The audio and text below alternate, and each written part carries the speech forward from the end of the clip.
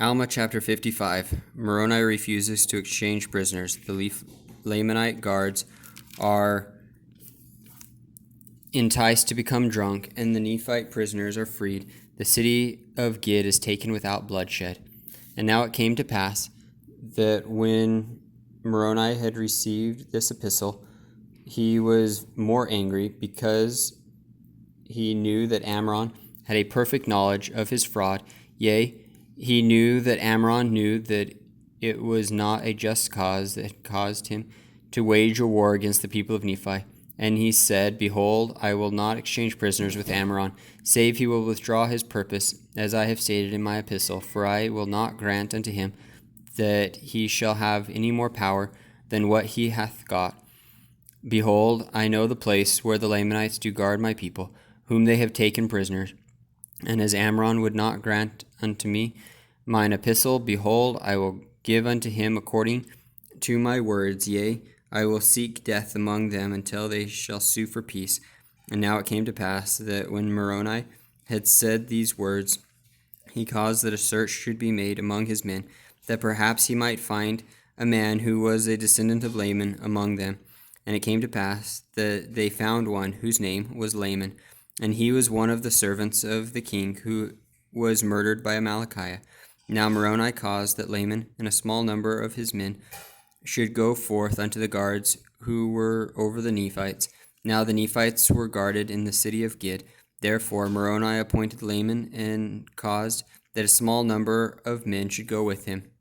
And when it was evening, Laman went to the guards who were over the Nephites, and behold, they saw him coming, and they hailed him. But he saith unto them, Fear not, behold, I am a Lamanite. Behold, we have escaped from the Nephites, and they sleep. And behold, we have taken of their wine, and brought with us. Now when the Lamanites heard these words, they received him with joy. And they said unto him, Give us of your wine, that we may drink. We are glad that ye have thus taken wine with you, for we are weary. But Laman said unto them, Let us keep of our wine, till we go against the Nephites to battle. But this saying only made them more desirous to drink of the wine. For, said they, we are weary, therefore let us take of the wine, and by we shall receive wine for our rations, which will strengthen us to go against the Nephites. And Laman said unto them, You may do according to your desires. And it came to pass that they did take of the wine freely, and it was pleasant to their taste. Therefore they took of it more freely, and it was strong, having been prepared for in its strength. And it came to pass that they did drink and were merry, and by they were all drunken. And now when Laman and his men saw that they were all drunken, and were in a deep sleep, they returned to Moroni and told him all the things that had happened. And now this was according to the design of Moroni. And Moroni had prepared his men with weapons of war, and he went to the city Gid, while the Lamanites were in a deep sleep and drunken, and cast in weapons of war unto the prisoners, insomuch that they were all armed, yea, even to their women, and all those of their children, as many as were able to use a weapon of war.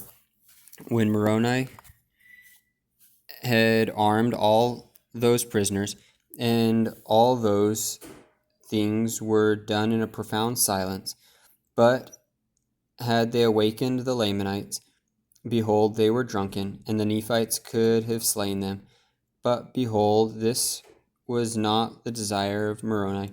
He did not delight in murder or bloodshed, but he delighted in the saving of his people from destruction, and for this cause he might bring upon him injustice. He would not fall upon the Lamanites and destroy them in their drunkenness, but he had obtained his desires, for he had armed those prisoners of the Nephites who were within the wall of the city, and had given them power to gain possession of those parts which were within the walls. And when he caused the men who were with him to withdraw a pace from them, and surround the armies of the Lamanites, now behold, this was done in the night time, so that when the Lamanites awoke in the morning, they beheld that they were surrounded by the Nephites without, and that their prisoners were armed within. And thus they saw that the Nephites had power over them. And in these circumstances, they found that it was not expedient that they should fight against the Nephites. Therefore, their chief captains demanded their weapons of war, and they brought them forth and cast them at the feet of the Nephites, pleading for mercy.